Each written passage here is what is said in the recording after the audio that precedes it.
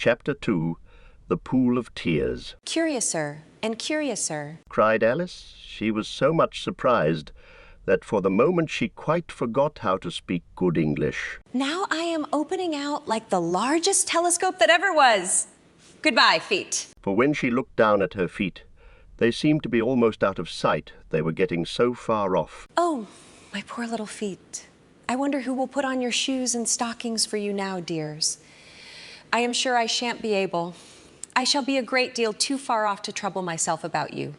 You must manage the best way you can, but I must be kind to them, thought Alice. Or perhaps they won't walk the way I want to go. Let me see. I'll give them a new pair of boots every Christmas. And she went on planning to herself how she would manage it. They must go by the carrier, she thought. And how funny it'll seem, sending presents to one's own feet, and how odd the directions will look. Alice's right foot, SQ hearthrug, near the fender with Alice's loves. Oh dear, what nonsense I am talking. Just then her head struck against the roof of the hall. In fact, she was now more than 9 feet high, and she at once took up the little golden key and hurried off to the garden door. Poor Alice! It was as much as she could do, lying down on one side, to look through into the garden with one eye. But to get through was more hopeless than ever. She sat down and began to cry again. You ought to be ashamed of yourself, said Alice. A great girl like you. She might well say this. To go on crying in this way, stop this moment, I tell you. But she went on all the same, shedding gallons of tears until there was a large pool all round her, about 4 inches deep and reaching half down the hall. After a time she heard a little pattering of feet in the distance, and she hastily dried her eyes to see what was coming. It was the White Rabbit returning, splendidly dressed, with a pair of white kid gloves in one hand and a large fan in the other. He came trotting along in a great hurry, muttering to himself as he came. Oh, the Duchess, the Duchess. Oh, won't she be savage if I've kept her waiting? Alice felt so desperate that she was ready to ask help of anyone. So when the rabbit came near her, she began in a low, timid voice. If you please, sir. The rabbit started violently, dropped the white kid gloves and the fan, and scurried away into the darkness as hard as he could go. Alice took up the fan and gloves, and, as the hall was very hot, she kept fanning herself all the time she went on talking. Dear, dear, how queer everything is today. And yesterday things went on just as usual. I wonder if I've been changed in the night. Let me think, was I the same when I got up this morning? I almost think I can remember feeling a little different. But if I am not the same, the next question is, who in the world am I? That is the great puzzle. And she began thinking over all the children she knew that were of the same age as herself, to see if she could have been changed for any of them. I am sure I am not Ada, she said, for her hair goes in such long ringlets, and mine doesn't go in ringlets at all. And I am sure I can't be Mabel, for I know all sorts of things. And she knows such a very little besides. She is she, and I am I. And oh dear, how puzzling it all is. I'll try if I know all the things I used to know.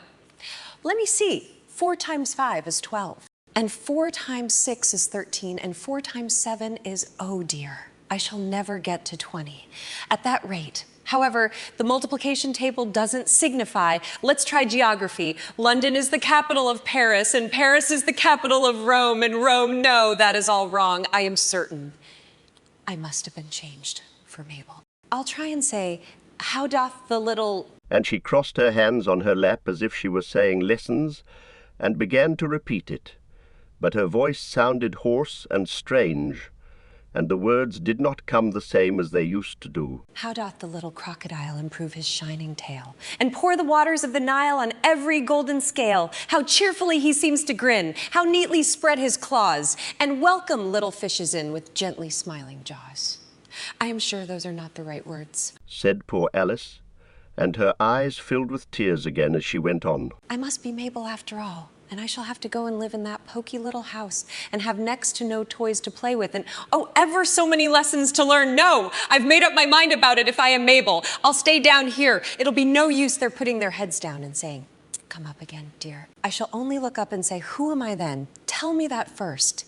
And then if I like being that person, I'll come up. If not, I'll stay down here till I am somebody else. But, oh dear, cried Alice with a sudden burst of tears. I do wish they would put their heads down. I am so very tired of being all alone here. As she said this, she looked down at her hands, and was surprised to see that she had put on one of the rabbit his little white kid gloves while she was talking. How can I have done that? She thought. I must be growing small again. She got up and went to the table to measure herself by it, and found that, as nearly as she could guess, she was now about 2 feet high, and was going on shrinking rapidly. She soon found out that the cause of this was the fan she was holding, and she dropped it hastily, just in time to avoid shrinking away altogether. That was a narrow escape, said Alice, a good deal frightened at the sudden change, but very glad to find herself still in existence. And now for the garden. And she ran with all speed back to the little door, but alas, the little door was shut again, and the little golden key was lying on the glass table as before. And things are worse than ever, thought the poor child. For I never was so small as this before, never, and I declare it is too bad that it is. As she said these words, her foot slipped, and in another moment, splash, she was up to her chin in salt water. Her first idea was that she had somehow fallen into the sea. And in that case, I can go back by railway, she said to herself.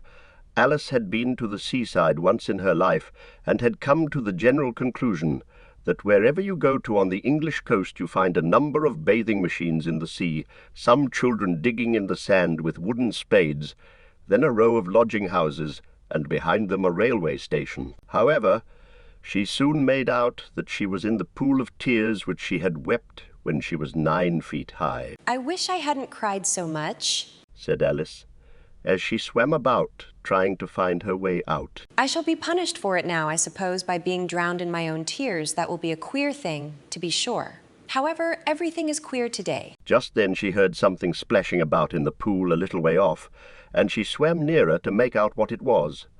At first she thought it must be a walrus or hippopotamus, but then she remembered how small she was now, and she soon made out that it was only a mouse that had slipped in like herself. Would it be of any use now, thought Alice, to speak to this mouse? Everything is so out of the way down here that I should think very likely it can talk. At any rate, there is no harm in trying. So she began. Oh, mouse, do you know the way out of this pool? I am very tired of swimming about here. Oh, mouse?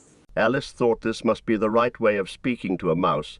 She had never done such a thing before, but she remembered having seen in her brother's Latin grammar, a mouse, of a mouse, to a mouse, oh mouse. The mouse looked at her rather inquisitively, and seemed to her to wink with one of its little eyes, but it said nothing. Perhaps it doesn't understand English, thought Alice. I dare say it is a French mouse come over with William the Conqueror. For, with all her knowledge of history, Alice had no very clear notion how long ago anything had happened.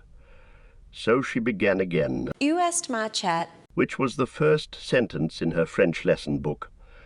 The mouse gave a sudden leap out of the water, and seemed to quiver all over with fright. Oh, I beg your pardon, cried Alice hastily, afraid that she had hurt the poor animal's feelings. I quite forgot you didn't like cats. Not like cats, cried the mouse, in a shrill, passionate voice. Would you like cats, if you were me? Well, perhaps not, said Alice, in a soothing tone. Don't be angry about it, and yet I wish I could show you our cat Dinah. I think you'd take a fancy to cats if you could only see her. She is such a dear, quiet thing. Alice went on, half to herself, as she swam lazily about in the pool. And she sits purring so nicely by the fire, licking her paws and washing her face. And she is such a nice, soft thing to nurse. And she is such a capital one for catching mice. Oh, I beg your pardon, cried Alice again, for this time the mouse was bristling all over, and she felt certain it must be really offended. We won't talk about her any more if you'd rather not. We indeed, cried the mouse,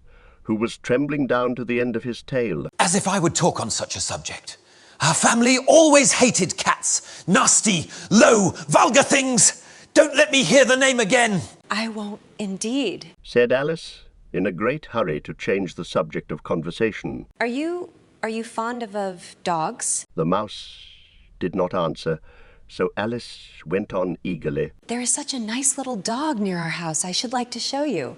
A little bright-eyed terrier, with, such long curly brown hair, and it'll fetch things when you throw them, and it'll sit up and beg for its dinner. And all sorts of things. I can't remember half of them, and it belongs to a farmer, and he says it is so useful, it is worth £100. He says it kills all the rats. And oh dear, cried Alice, in a sorrowful tone. I am afraid I've offended it again. For the mouse was swimming away from her as hard as it could go, and making quite a commotion in the pool as it went. So she called softly after it. Mouse dear, do come back again, and we won't talk about cats or dogs either, if you don't like them. When the mouse heard this, it turned round and swam slowly back to her. Its face was quite pale with passion, Alice thought, and it said in a low, trembling voice, Let us get to the shore, and then I'll tell you my history, and you'll understand why it is I hate cats and dogs. It was high time to go, for the pool was getting quite crowded with the birds and animals that had fallen into it. There were a duck and a dodo, a lory and an eaglet, and several other curious creatures. Alice led the way, and the whole party swam to the shore.